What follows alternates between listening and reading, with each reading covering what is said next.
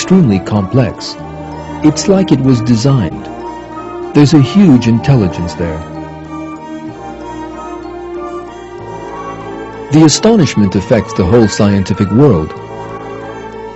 Scientists are viewing with surprise the invalidity of the materialist philosophy and Darwinism, which they were taught as truth, and some of them are declaring this openly.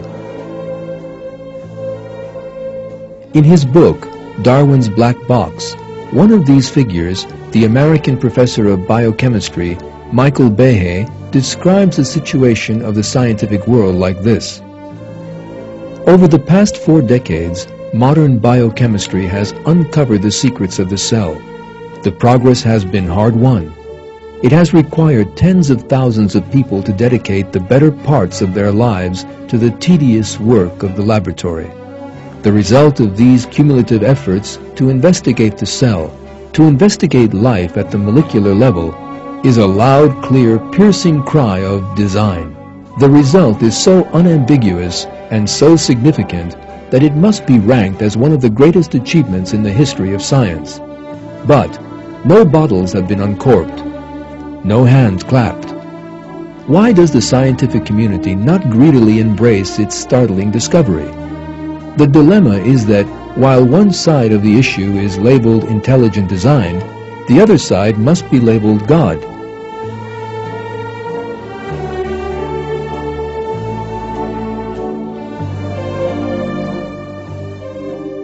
The same situation exists in astronomy. The astronomy of the 20th century has demolished the materialist theories of the 19th.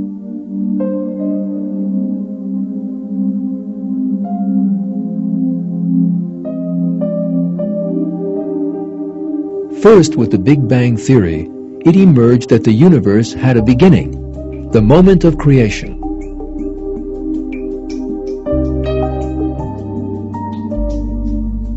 Since then, it has been realized that in the universe, there is an extraordinarily delicate balance which protects human life.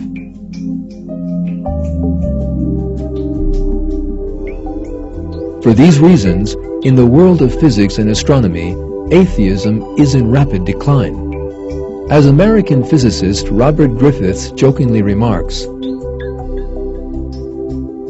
"If we need an atheist for a debate, I go to the philosophy department. The physics department isn't much use."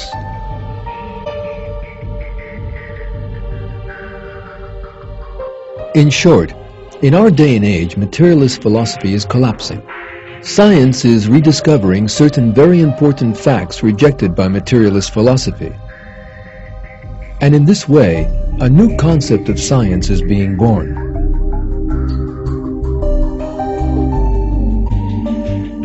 For example, the famous Australian microbiologist Michael Denton states that the complex organs of living things cannot be explained by evolution.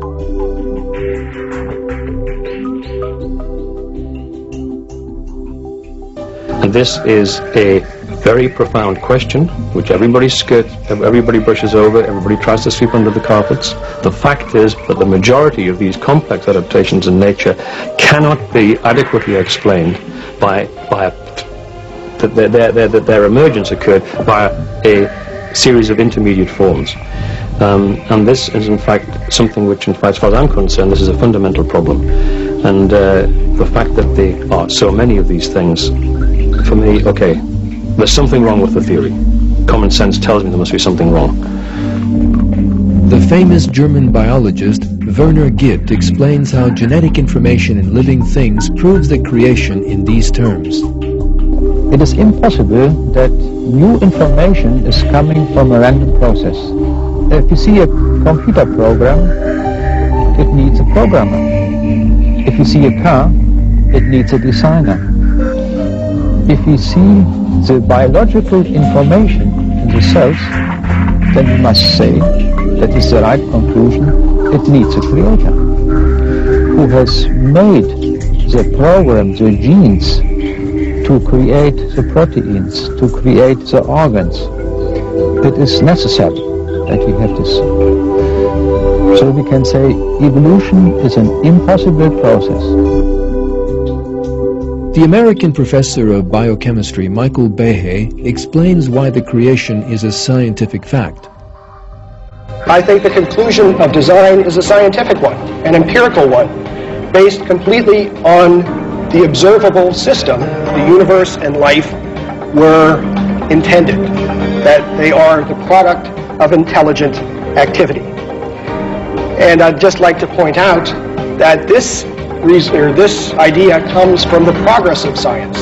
It is not from what we do not know, but is rather from what we have learned over the past 50 years. The American philosopher Philip Johnson summarizes the conclusion science has reached like this: that we are here as the products of an intelligent creator that brought about our existence for a purpose. Our existence and that of other living things was due to the conscious, purposeful activity of a creator.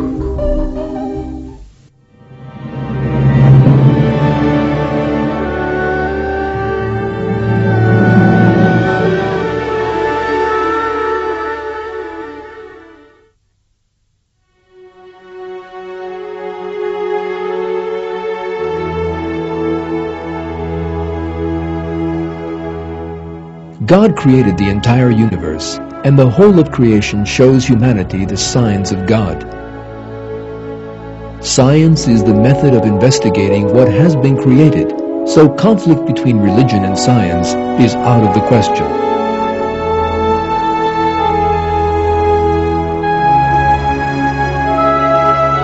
On the contrary, Islam encourages science. The major scientific advances in Islamic history clearly show the importance of this encouragement.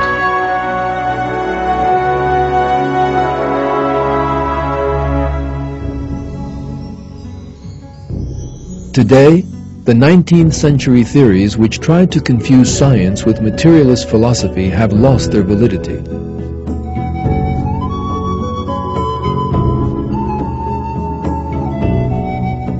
Humanity will shortly understand clearly that God created the entire universe and all living things. Science provides evidence of this creation, and the Quran, which brought the news of this truth 14 centuries ago, leads the way to science.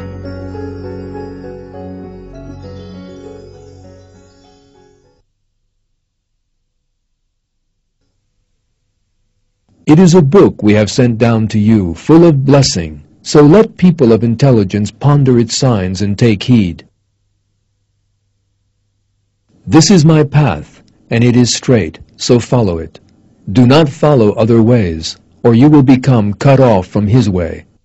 That is what He instructs you to do, so that hopefully you may do your duty.